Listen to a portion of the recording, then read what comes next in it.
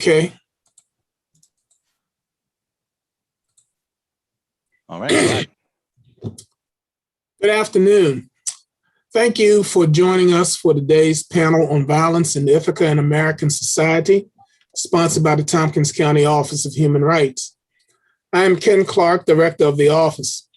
Today's broadcast will live after the day on the Tompkins County YouTube channel, which will enable you to watch it again and allow others unable to attend this live event to access it. Recently, there have been reported upticks in violent incidents in Ithaca and across the country. Locally, attention has been given to increased incidents of shots fired and physical attacks. WENY News stated that gun violence in 2020 was over 2.5 times higher than in 2018. Documented robberies rose from 9 in 2019 to 33 in 2020. Some believe, with good reason, the economic adversity and social destabilization created by the pandemic may be a significant contributing factor. Nationally, according to The Atlantic, death by guns reached their highest level in U.S. history in 2020. Mass shootings remain a tragic feature in American life. The rising tide in crime has been compared to the period that preceded it.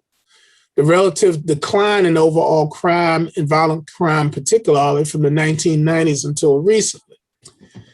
Yet sociologist Patrick Sharkey describes that period by the title of his 2018 book, Uneasy Peace.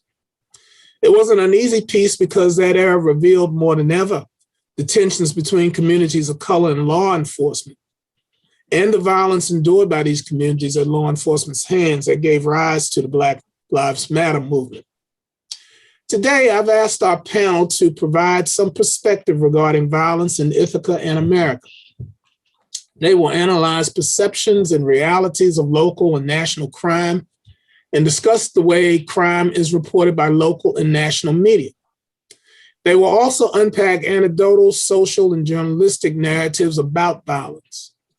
I'm glad to be joined today by Travis Brooks, Deputy Director of GIAC, the Greater Ithaca Activities Center, Professor Sabrina Karim from the Government Department at Cornell, Richard Rivera, who will be joining us shortly, of the local OHR agency, Opportunities, Alternatives, and Resources, and the Ultimate Reentry Program, and Professor Ruzi Ahmad, Director of the Park Center for Independent Media at Ithaca College.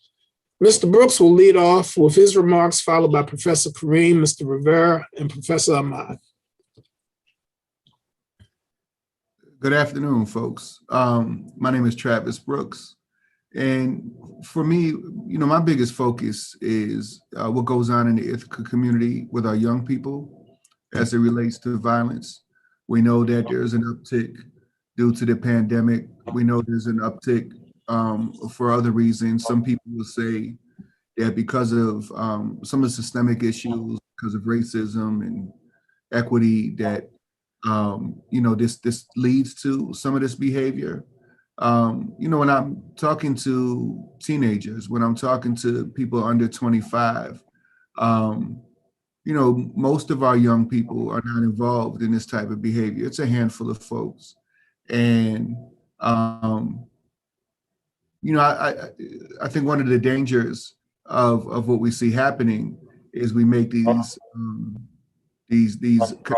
statements, these blanket statements about our young people. And most of our young people are amazing citizens in this community. Most of them are not engaged or involved in this type of behavior. And so, please don't assume that this is a crisis for our young people in this community. There's some young people that are struggling. Some of them are struggling with mental health. Some of them are struggling with addiction and other issues that lead to some of this behavior. And, we're working with a group of people to help curb it, to have open and honest conversations with those we know that are involved with it. We are looking at, still creating and developing programs to keep others in the future away from it. But, where we were 20, 30 years ago in this community and where we are now with our young people, I think our young people are aspiring to do other things in life. And so, we have an increase of shots fired. We have an increase of guns in the street. There is an increase of music and social issues that really make it seem like this is the behavior for some young people that we're supposed to be engaging in. So we're trying to combat some of that, and it's a work in progress. Okay. Thank you, Travis. Professor Karim. Great. Thank you, everyone, and thank you for organizing this event. I think it's a very important discussion to have, and it's an honor to be on this panel with my lovely co-panelists.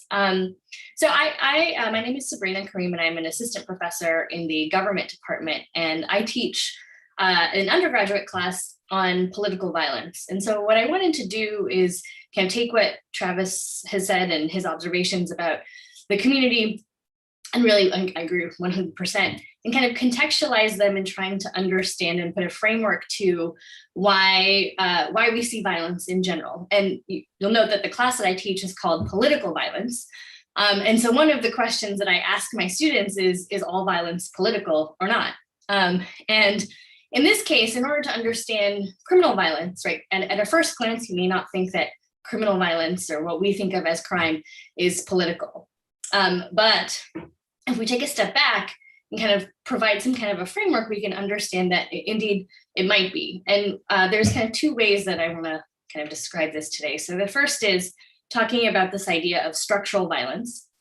And then second, I'll get to what we think of more commonly as political violence, and how, while we shift the focus to crime, we kind of take away our focus on the political violence that is happening in our country. So I'll get to that in a second. So what is structural violence? Structural violence refers to the systemic ways in which social structures harm or otherwise disadvantage individuals. It's a subtle or invisible, and often has no one specific person who can be held responsible, unlike in criminal violence, which is also sometimes considered behavioral.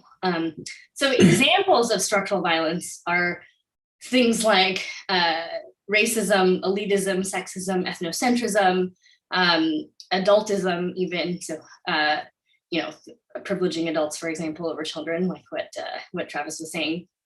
And I think when you think of these kinds of structural structures that exist, racism, sexism, et cetera, it's pretty easy to see the connection to violence. So just to give an example, children or youth that lack the same kind of resources due to systemic racism, right, have less opportunities for jobs, which then as they get older, they have less access to healthcare and legal protections, safe housing, et cetera, which makes them more likely to develop diseases and die earlier, right? That's kind of how we think of a structural violence happening. But what's really interesting is that structural violence not only works systemically in that way, but it also has these kind of ripple effects that can actually lead to what we think of as criminal violence. So I'll just give two examples. The first example is outside of the US. Well, it's related to the US, but it's about the systemic kind of problems with being discriminatory towards immigrants. And the example that I have is actually one of El Salvador. And this is one of my favorite examples with my students, because it kind of really awakens people's ideas about how the policies that we make really have downstream consequences. So in the 1990s, there was a civil war in El Salvador, which led to a massive amount of asylum seekers and refugees who came into the United States. And at that time, the US had welcomed them in essence. But then there was a big crackdown on the immigrants that came during that time, in the later of the 1990s and into 2000s, where there were over 300,000 immigrants who were deported from El Salvador. Right, so these are adults and children who had come here fleeing a civil war. They mostly lived in California, but all throughout the US. Some of them did get involved in some, what we consider criminal activities, and that was the basis for the deportation. is that these instances of a few people engaging in criminal activity led to this mass deportation. What ended up happening, though, is that those members who were a part of the gangs here in the US, then were able to, when they got to El Salvador, actually strengthen the gang activity in El Salvador through the development of one of the most violent gangs that stands out, or that I think that we know about, or that has been kind of portrayed in the media, the Mara Salvatrucha gang, MS-13. And because of the deportation and because of discrimination of immigrants, it allowed the gang to grow and expand and create one of the highest murder rates in El Salvador that the country is able to see, right? And now we're still seeing the ripple effects of that violence here in the US with now, in the last few years, more immigrants coming from El Salvador and Central America as a result of the spread of that violence. So that's just one example of how a single policy that is discriminatory, could be discriminatory, right, can have ripple effects. The other example is mass incarceration. So we can think of mass incarceration or incarceration as the policy solution to crime. But there's a lot of structural violence that's involved with mass incarceration. But even despite that, it actually has this negative effect of enhancing or strengthening gang activity. For example, it's pretty obvious if you think about it. If you take all of the gang members who are in, or would-be gang members or supposed gang members and put them into prison, you've essentially created a safe space for certain people to organize within the prison system, right? So it essentially leads to centralization and the consolidation of power of certain actually violent people. It allows them to recruit more members, and it allows the spread of gang activity because prison inmates move around to different prisons, et cetera. And when you take away and mass incarcerate, that leaves open space in the neighborhoods or in society as well for other gangs to flourish. So you basically have created a situation where you could worsen criminal activity, in quotes, right, by mass incarcerating folks. So these are two examples of how structural violence can actually lead to criminal violence, even though I don't think there's necessarily a distinction between the two. But the last thing I'll say is about political violence more broadly, or what we think of as violence by political groups as opposed to for individual or personal gain. It's interesting to me that we've, as a society, and really kind of even in the media or at the national level, developed this kind of amnesia about what happened on January 6th at the Capitol. It was really unprecedented. And it wasn't an isolated incident. So we've seen the rise of white nationalism and what really is white terrorism, increasing over the last 5 years. And to the point where now the FBI does say that this is one of the the largest terrorist threat domestically in the US right now.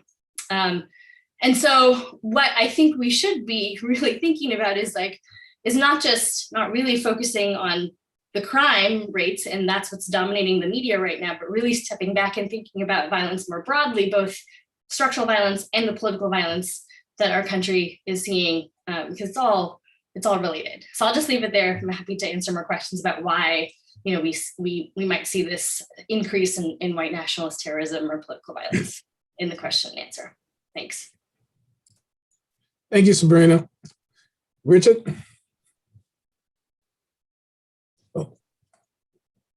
Oh, turn your mic on. I want to apologize for being late. I was running around kind of crazy, but I'm here and I'm ready. All right, so I want this presentation to follow a certain trajectory. I want to start with the idea of violence and how in America, for example, in America in particular, how violence is racialized. It has these racial components that when we talk about violence, we use terms like inner city, gangs, Chicago, Detroit, New York, that tend to have a predominantly Black population or Black and brown population in the inner cities. And it sort of creates the image in people's minds that the crimes, the violence, when we see an uptick of violence, that is being committed by Black youth, Black and brown youth. And this idea has been playing throughout history in America. And we could cite cases like Willie Horton, the Central Park Five, or just most recently, a shooting in New York City in which this individual was firing a gun at a person who was surrounded by children. Luckily, none of the children got hurt. The perception of Black and brown boys also as tending to be more matured and more violent has been well researched and documented.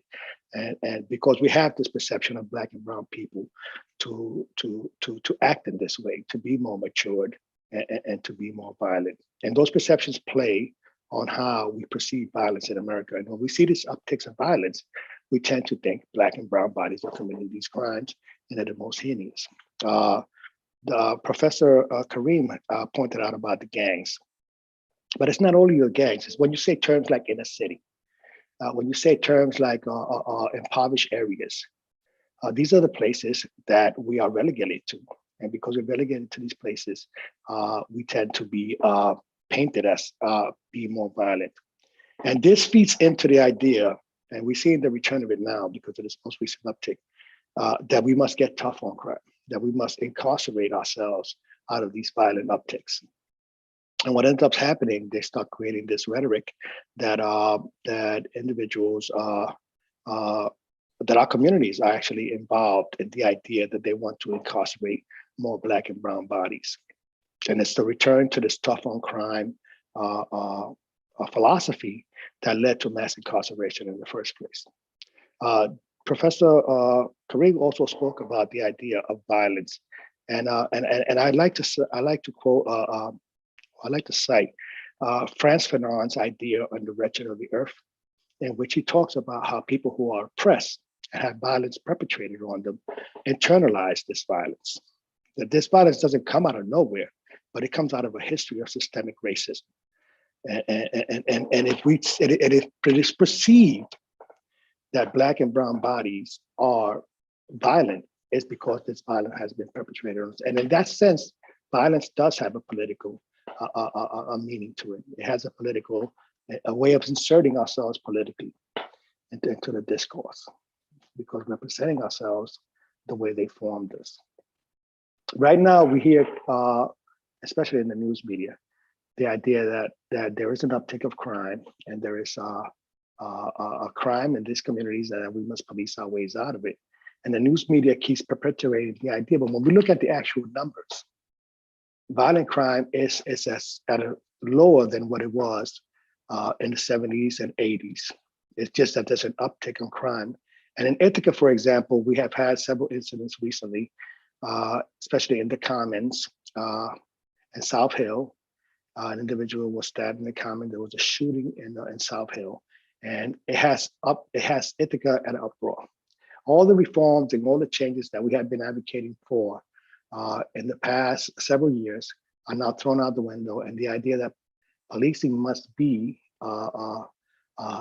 refunded and hiring more officers and must be more aggressive in fighting crime are being spoken about in the comments. It's being spoken about at Gimme Coffee and all the places where people congregate, because there is this perceived fear that violence is coming to Ithaca and that it is in Ithaca.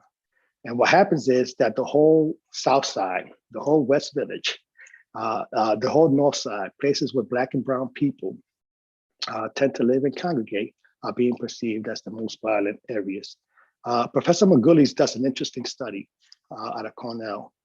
And he says that when there is an uptick of violence in a community, it's generally a few individuals acting out. So you got 4 or 5 people acting out in the community, and each of them are committing 3 or 4 crimes a day. And it multiplies crime by a 4-fold, 5-fold. And we see an uptick in the community, but it's not the whole community. It's just a few individuals, a few bad actors in the communities. And when these individuals are removed, we immediately see that crime decreases. And we try to find explanation for them. And we say that policing did better, or that these people aged out, or that we locked them all up. And that's not the truth. The truth is that there was a few bad actors in the community, and when they were apprehended, or when they moved out, or when they were incarcerated, crime goes down. And that is what's happening, I believe, in Tompkins County right now. I work in the community. I work among the most impoverished populations. I hang out on the West Side. I hang out in the homeless encampments. And the uptick on crime that we see now is just a few bad actors, like Dr. Maguli's proposes. And that is what's happening here now. But the idea is that when there is an uptick on crime, whole communities are painted as bad, when it is not the whole community. We're coming out of the pandemic right now. There's a lot of poverty in the area. There's a lot of unresolved issues. There's a lot of anger. There's a lot of conflict, and there are new individuals moving into our community, which are making it bad. And that is the cause of it. We do have gang problems in Ithaca, like everywhere else, and we should resolve those problems. What solutions do we have? We don't know yet. We don't know yet because we haven't sat down and spoken to these individuals. We keep thinking of ideas that if we open up more recreational centers, if we do more outreach, if we use ex-gang members to help people get out of gangs and stuff like that, that will work. I believe that the idea would be to listen to these individuals, start a discussion with them, to listen to their narratives. Why are they acting out? What's happening? You know what I mean? And try to find solutions with their participation in them. So I'll save the rest for question and answers session. Thank you. Thank you, Richard. Now, Professor Ahmad. Thank you so much for inviting me, and I'm really, I'll try and bring in some of the themes raised by the panelists. I'm going to focus a little more on the national, side of things, and how media narratives generally display and talk about violence and its various manifestations. So, I want to start with last year, which has been an extraordinary year, after the murder of George Floyd. And in the weeks that followed, mainstream outlets, media outlets deflected the blame for police violence away from militarized law enforcement, especially by using vague assertions and the passive voice in headlines. FAIR, a media watchdog group, fixed a handful of such headlines from New York Times, Washington Post, NPR, and more by saying Floyd's death in custody. And they said, well, that's a wrong headline. You need to be more direct and truthful by saying police killing of George Floyd. Or as does tear gas pepper balls used on Denver crowd by saying that they should be changed to police use tear gas, police perpetuate violence. Corporate media outlets have journalists and writers capable of identifying agencies and the detail, especially considering only a few keystrokes prepare these headlines to read as though they were journalism. It shows then that the mainstream media outlets default to subtly exempting police from accountability. FAIR.org, the media watchdog group, also tackled many other headlines through the year by pointing out the euphemisms for police, I quote, the police beating the shit out of people, unquote. NBC and CNN repeatedly described rubber-coated bullets, baton beatdowns, and tear gas as aggressive tactics. And many other outlets called fights between unarmed protests and armored police as clashes. So as protests persisted for weeks and months last year, more and more media coverage and media bias became even more apparent on how this entire issue was being framed.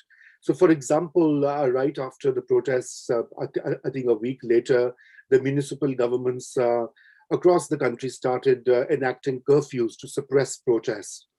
Mainstream media framed this decision made by wary governors acting in the public interest to lessen nightly violence. During these protests, mainstream outlets like the Washington Post and NBC welcomed governors' decisions to instate curfews, ignoring the pleas of grieving protesters entirely to foreground government and police. The Times, for example, interviewed current and former police officers, including Bill Bratton, an architect of stop and frisk policy, without offering much insight into the context of racial justice protests. And that is what, earlier Professor Karim was mentioning about the underlying causes of structural violence and structural racism. And that is where media fails, because it fails to sort of highlight the protesters' reason for occupying the streets, denying the necessity of anti-racist demonstrations to alter an ingrained history of racial subjugation, but also ignores outrageous barbarism. And now copious video evidence exists on social media of unprompted police violence. Police brutalize people standing, arms raised or kneeling, with nightsticks, pepper spray, and tear gas, and with disproportionate brutality.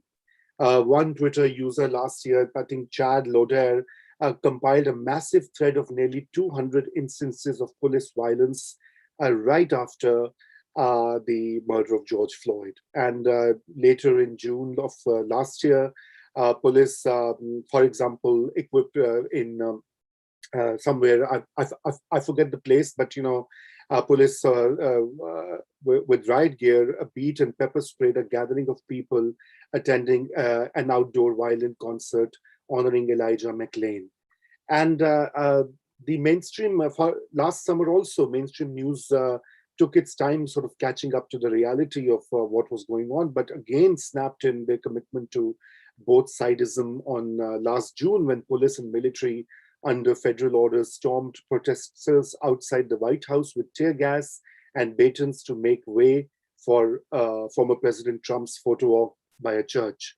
The Salon compiled accounts of journalists from Washington Post, New York Times, CNN, and other corporate outlets adopting direct language and eschewing the passive voice to call out the brutal and authoritarian act. But these instances are short-lived. For example, at that last year, we had the direct sort of applause by the former president to brutal police tactics, and many people in that administration were kind of encouraging that. So, for example, and in that whole process, even the independent reporters and independent media were suppressed.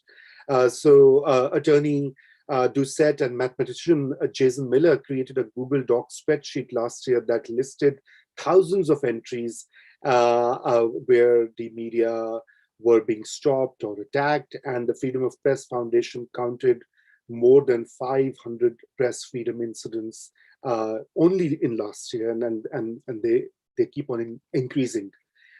Social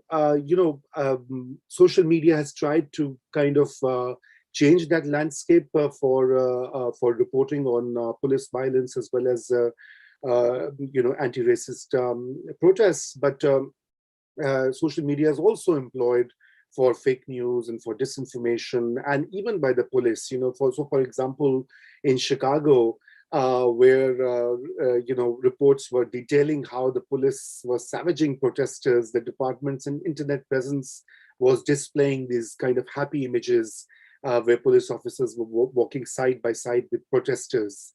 And the White House, disseminated also similar propaganda, as they say now, where police kindness and acts are shown and highlighted. But I think all of this violence is, again, I think you mentioned in your introduction, Ken, about the gun violence and mass shootings, and I think all of these are interlinked. I mean, as of today, there have been 299 mass shootings in the US. And the uptick has been going up. I mean, some of the local incidents that were being discussed earlier fall into that category. And, in 2021, mainstream media did start giving some attention to gun violence. But unfortunately, they often tiptoe around or simply fail to acknowledge the racism at play in shootings where people of color are more often than not targeted by white assailants. And this pattern of seeking to blame shootings committed by white men on mental illness continues. I mean, despite a lot of pushback from independent outlets, from politicians, from active citizens. The coverage is so lopsided and so biased that often it does not educate and inform the public about the real crisis that gun shootings pose. And, the key difference but then, of course, independent outlets have been trying to report, outlets like Truth Out, Democracy Now, Common Dreams, The Nation, etc. They have been trying to report on the connections between increased rates of mass shooting and the overall American obsession with gun culture. So Salon, for example, quoted many political scientists and had a title which says it all: gun crazy. For too many Americans, guns are tied to masculinity, patriotism, and white power. But we also need to, and this is the last part, I know I'm taking a little more time than allocated, we do have to factor in how mass shootings, gun violence, and the overall incidence of violence is also linked to misogyny and domestic violence among many attackers. So, for example, Mother Jones, this independent outlet, did a study of 22 shooters, and their analysis showed, this was late 2019, I think, their analysis showed that 86% of those mass shooters had a history of domestic abuse, 50% specifically targeted women, and 32% had a history of stalking and harassment. And these particular interlinkages then play out, domestic abuse, misogyny, this obsession with gun culture, and the fact that mainstream media does plays very, very minimal role in educating the public or informing them on what a threat it poses to America. And I think the issue of white nationalists, terrorists, whatever threat has already been highlighted by the speakers. But currently that is what the Department of Homeland Security, the FBI, in their testimonies have already highlighted. And if you were to dig deeper, you would find all these issues of both structural racism, white supremacist narratives, ownership of guns, misogyny, kind of interlinked, and they keep on manifesting them in acts of random and brutal violence. Thank you. Yeah, thank you. Thank all of you for your incisive comments. We would like to now open up the for a question and answer period, and to take questions from our audience viewing this event through YouTube. And we will, please submit your questions through the chat function on YouTube in that regard. One of the things as we wait for people to respond, several things sort of emerged from the comments that I heard, and feel free to, respond to any one of these. I think one, I think about what Travis said about, highlighting the fact that this issue of violence is not a youth problem. There's, so often been the tendency of critique of the younger generation. We saw this play out certainly in the 1960s and in subsequent generations as, whoever was the demographic sort of emerging into young adulthood, that there was something wrong with them because they did not adhere to what had been, the norm, so to speak. But that this is not necessarily this is not a generational issue. I think what Sabrina said about structural violence and really highlighting that violence is more than just physical violence. But there is the reality of structural violence.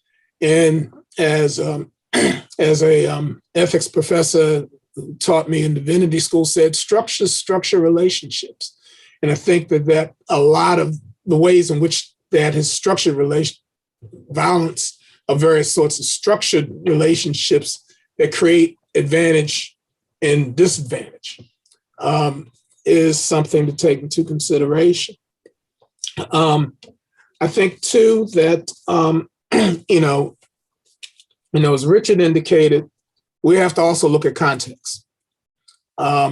We have to look and we, in the context, can determine how we can make the approaches necessary to undermine what violence we do see. But also too, to be clear about who the actors are and who the actors are not. Excuse me. And then finally, Rumi, as you talked about, Raza, that, narratives are important. And that, language shapes reality. And the question is, what kind of reality is being shaped? And so, I'd welcome your responses to that. And then we've got a couple of questions or comments in the chat that we will forward to you. Part of this work has to do. Travis, I'm not hearing you real clearly. Reframing what health. I think part of this is reframing what healthy men's masculinity looks like.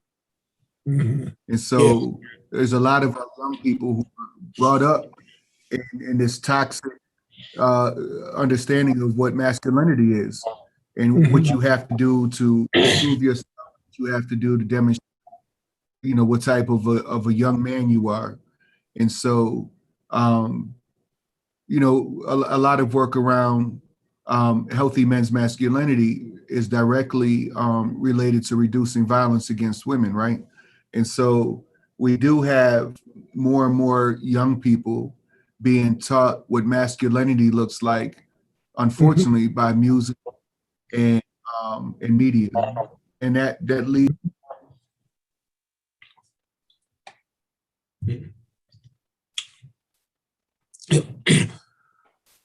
Richard. Yeah, I want this message to come because it looks like separate parts, but it's not separate, right? Our perception of violence and how violence is acted out and performed are discursively produced within the context of America's racial history, right? The way we see it and the way we respond to it.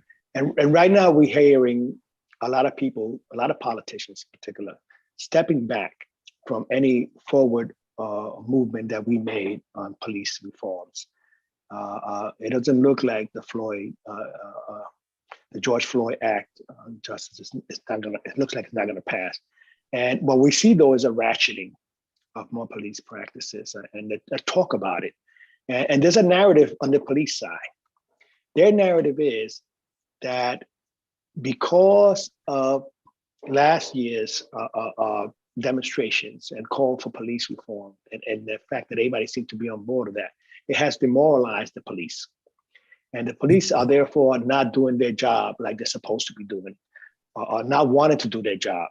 So if that argument is followed through logically, it seems like they're contributing to the uptick on crime because they're not policing the way they're not doing their jobs, because they're demoralized.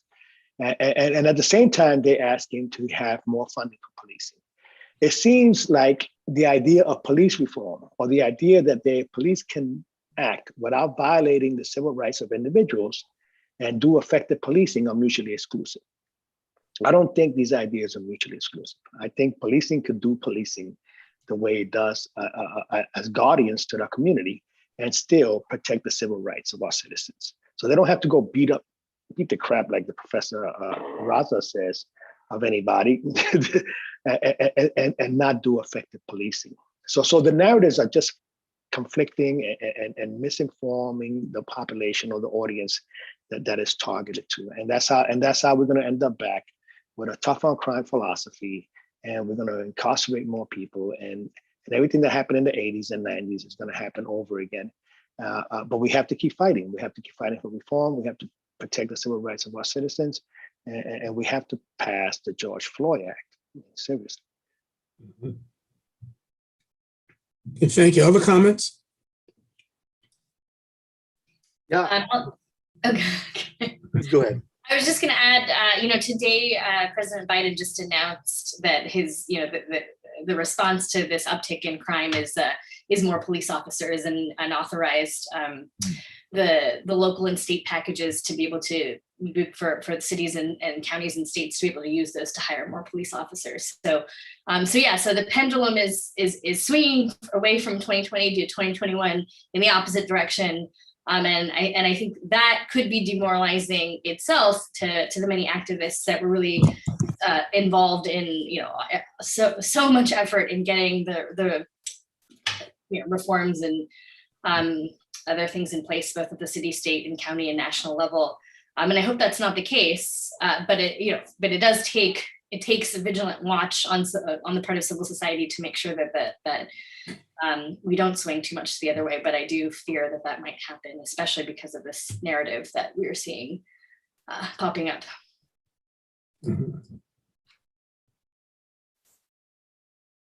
Okay, Raza, you were going to say something? Yeah, I just wanted to quickly add, I think the key issue, fundamental issue that is relevant both at the national level as well as the local, the Ithaca cases, has to do with police reform and, the various sort of, the call for police reform intensified last year. Then we saw some movement forward, and then, there's a one step forward, there are two steps back. And that's something that needs to be really reimagined. And, even when you look at the media here, local media, save a few outlets, you would often see that the police sources are quoted. Their view is taken as sacrosanct as the truth, quote unquote. And that is where the problem sort of occurs, because a lot of communities or individuals or whose voice may not get out or does not get to the readers or viewers. That is what needs to be highlighted by a more sort of responsible media reporting and narratives. But I think I come from a country which is still governed by a colonial police order. I'm from Pakistan, and across South Asia, the 1861 colonial police order is in force. And it's been, 150 years now? And if you look at the origins of the current policing system in the US as well, it is very much reminiscent, and a lot of work, a lot of research and studies have shown that it is still designed against people, people of color. It is to keep them pushed back, as threats, black and brown bodies, somehow. And yes, there's been tinkering and there have been local changes, but I think that until that is not reimagined and refashioned, we will not be able to wholly tackle the issue of violence. Yeah. Thank you. Question has come through the chat. And it's this: does trauma at the individual level contribute to occurrences of violence? If so, what types of trauma have been identified as highly contributing factors to societal and individual violence? Trauma? Trauma, that's what we're talking about here, right? When we talk about these settler colonial formations that still operate among Black and brown people in our communities, we're talking about trauma. We were interviewing, when we were doing the Reimagining Public Safety Committees, focus groups, one young lady, in an exhausted voice, she said, being Black is a hard job. And prior to concluding that, with that statement, she described how her family has been harassed by police, how her father was in jail, how her brother was arrested multiple times, how they live in poverty, and how they had to be hustling when they were younger. And it shouldn't be. And these are histories of trauma. I have not met anybody in the encampments or anybody that's at risk or anybody that's really suffering from mental health issues and substance abuse and poverty who does not have a history of trauma. Racism itself is traumatic. Being excluded, being dehumanized, being marked as different just because of what W.D. Bois called hair, skin, and bones is problematic. And that's trauma. So trauma does inform the way we understand how this violence acts out in our community. So, at least for me, I guess. Other responses? I'll let you go first, Raza, this time. No, I fully agree with Richard. I think, there's a lot of, lots more and more evidence points towards how the role of trauma in sort of perpetuation of cyclical violence patterns. But at the same time, I would say that I would go a step further, that what do we have to counter or address that in our communities? So in a lot of places, both in the US and across the world, there are so few opportunities for communities and families that have undergone traumatic incidents, and it's basically a matter of public policy and how far local and national and intermediate states are committed to addressing this issue. The link is there. It's very much established. I'll just stop here and let Dr. Karim weigh in, who knows far better than me on this issue.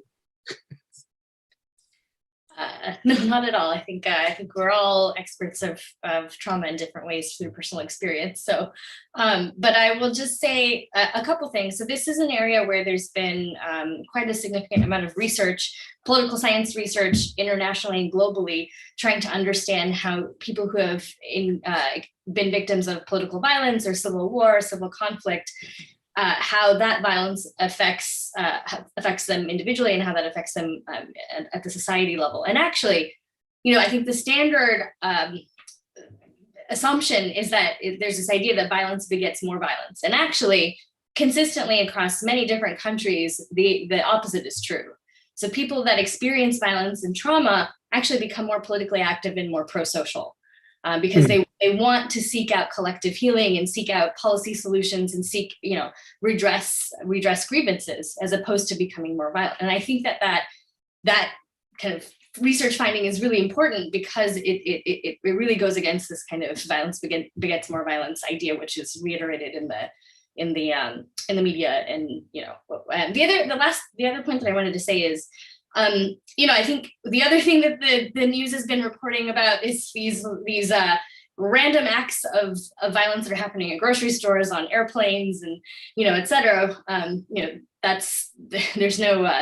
Interestingly, there's no racial assumptions based off of they're mostly all white people, but so there's no interesting. The narrative is very different, right? Is what I'm trying to say. But one of the best explanations that I've kind of heard or read about is that, I talked about this idea of collective amnesia about what happened on January 6th and, the election, but also, we haven't as a society been able to grieve about the last year and, over 600,000 people dying, which is a pretty big deal. The mortality rate in the US last year was the same as around World War II. So the fact that there has been no grieving process collectively or as a society, I think is really going to have some kind of impact. And we're starting to see that potentially some of that is violent. It doesn't have to be. But I think the fact that we just have this kind of idea that we just move on to the next stage without really thinking about what has happened or processed it could be really harmful. I think about some of these young folks and the anger that they carry with them, whether it's related to things that have happened within their family structure, maybe not knowing their father, is the images that they've seen now, through social media. When I was younger, when Richard was younger, you too, Dr. Clark, we didn't see videos of Black men being killed 2 or 3 times a week, right? That's right. Are watching this on a regular basis. This is what they see. And some of them don't have people to go to and talk to about what they see, or they're misguided by falsehood heroes that give them the wrong information and give them the wrong advice on how to deal with this. But how often have we stepped to a young brother and said, "Hey man, I want to talk to you about something," and they say, "Man, you're not my father. I don't have to. I don't even." So like there's this underlying anger with some young people, and then there's how they see themselves. If folks don't see their lives as being worth something, if they don't see their life as having value, then how do they view others that look like them? And that leads into some of it as well. And our mental health system is broken. It's been broken, and so some of these young folks, they actually need other services that they don't get. I think trauma plays a huge role in dealing with violence. How can I agree more in terms of your response, Travis, as well as our other panelists? I mean, I think, one of the key things that was said was that, indeed, we have not had space to grieve per se over the pandemic itself, but also too, I mean, with regard to any number of factors. I mean, just, the realities of racism. I remember we had a program our office sponsored, after the conviction of Derek Chauvin for the murder of George Floyd. And people in the conversation were really talking about just being just kind of fatigued. I mean, the emotional, the psychological, the spiritual, even the physical toll of racism exacts certain cost from us. And that, I mean, and it reminds me of two things. One of the, kind of creating that space for grief for oneself personally, if not collectively, but also the need to sometimes step back in order to step back in. I'm reminded of an old Bob Marley song. There's a line in it. The song is called The Heathen, but he talked about the one who fights and runs away lives to fight another day. And there's a lot of wisdom in that line. In terms of having to retreat in order to replenish and to get back. It's also related, I think, and I welcome your responses to this, to the reality that structural forms of violence, institutionalized forms of violence, are social determinants of health, and they impact vulnerable populations disproportionately. And that these are factors that we have to take into consideration in looking at the realities of violence and violence as being something more than just the physical act.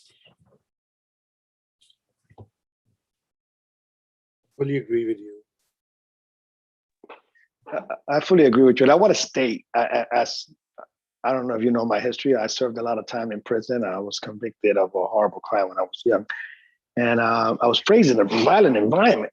And I abhor violence. We want to state that for the record, that no one, I believe in this panel, or myself,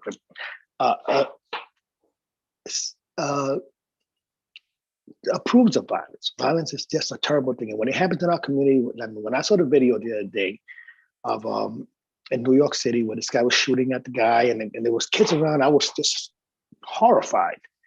And it is bad. But we cannot have this really horrible effect because we have these crimes. And this is what's happening here. We paint whole communities, especially Black and brown communities. This is what we think about. You close your eyes and I tell you, listen, there's violence in the inner city community. And you think of a Black guy with a red bandana or a blue bandana around his head, or a young lady, it has a racialized component. And though we abhor violence, right, we should understand it for what it is. We should try to fix the problem. Incarcerating our way out of it, militarizing the police, going back to those systems that have failed over and over again, it's not going to solve our problems. We could be terrified, we could be horrified, but we must also be reasonable, rational, caring. I mean, there's human beings involved in all sizes, on all sizes, I would say. And I just want to put that out there, that we have to contextualize when these spikes happen and try to understand them instead of reflectively reacting to them and rationing up practices. I mean, the idea that in order to have good policing, we must beat the crap out of Black and brown bodies. It's not sustainable. It's not going to happen forever.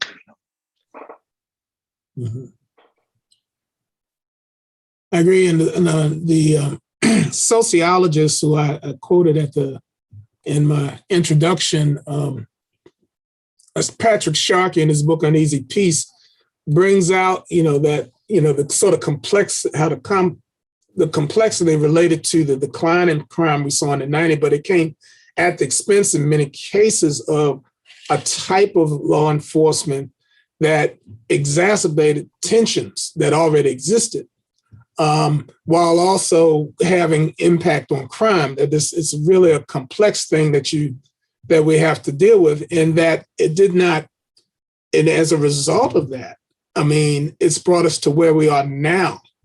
It's directly related to the emergence of the Black Lives Matter movement and other movements for social change, and that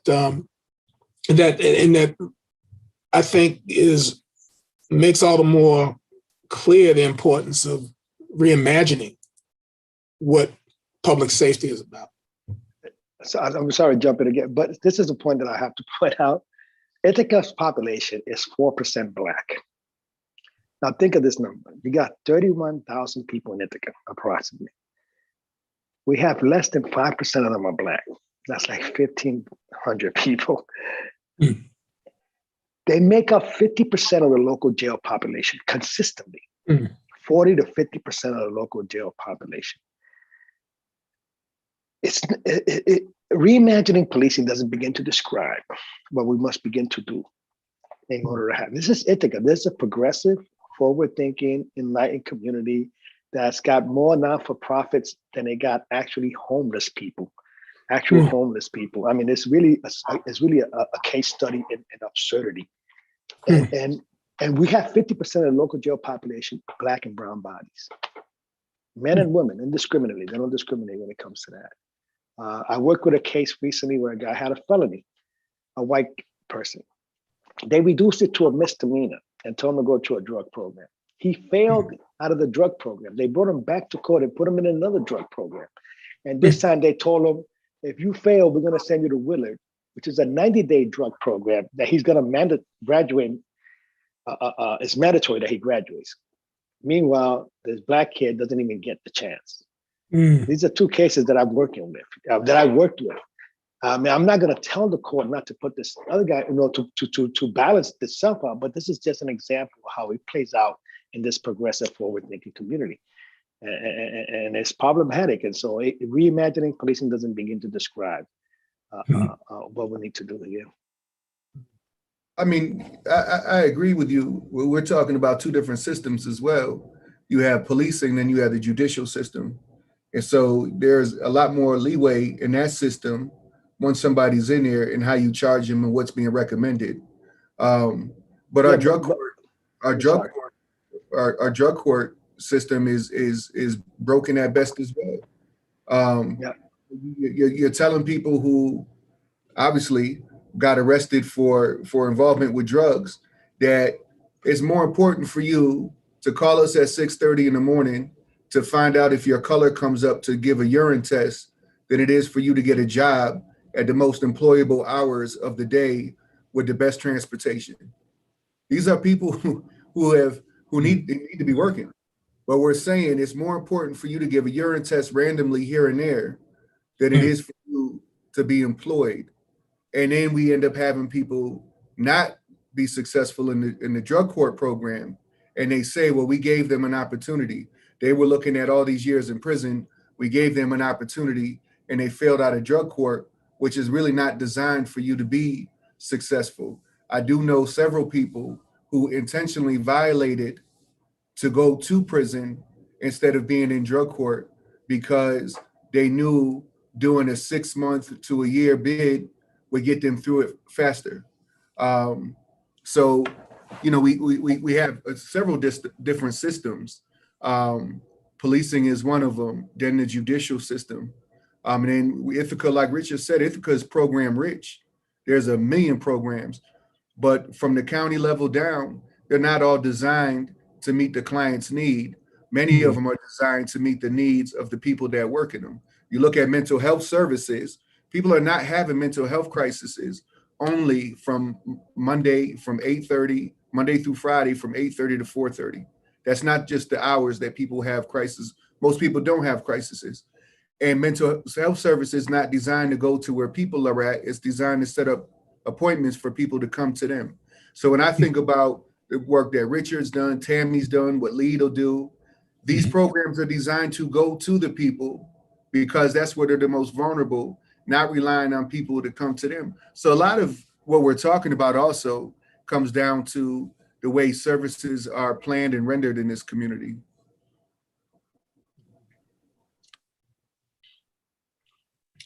Yeah, I want to clarify something. When I think of policing and courts and mental health and DSS, I think of them as disciplinary systems all together. And so it's sort of juridical systems that work towards producing these subjectivities of criminal and non-criminal, good and bad, acceptable, unacceptable, worthy of life, worthy of death. So for me, it works. It operates in a continuum track. For me, that's what, and it's problematic in all areas, right, including the drug court. I feel you. Yeah. Well, I want to thank each of you for contributing to a very robust and informative and important conversation. Really a full-throated analysis of violence locally and violence nationally. I want to thank each of you for your contributions to this and hopefully, what you've shared will, indeed be taken into consideration and will be acted upon where we live as well as in other places as well. So again, thank you all very much for your participation, and we will officially end this event and say to our audience, thank you for participating as well. And we hope to see you for our next program event, which in fact is tomorrow, in which we will be hosting a Pride Month event called LGBTQ plus Resiliency in the Age of COVID from noon to 1 on this same channel. So we'll see you hopefully again on tomorrow. Thanks for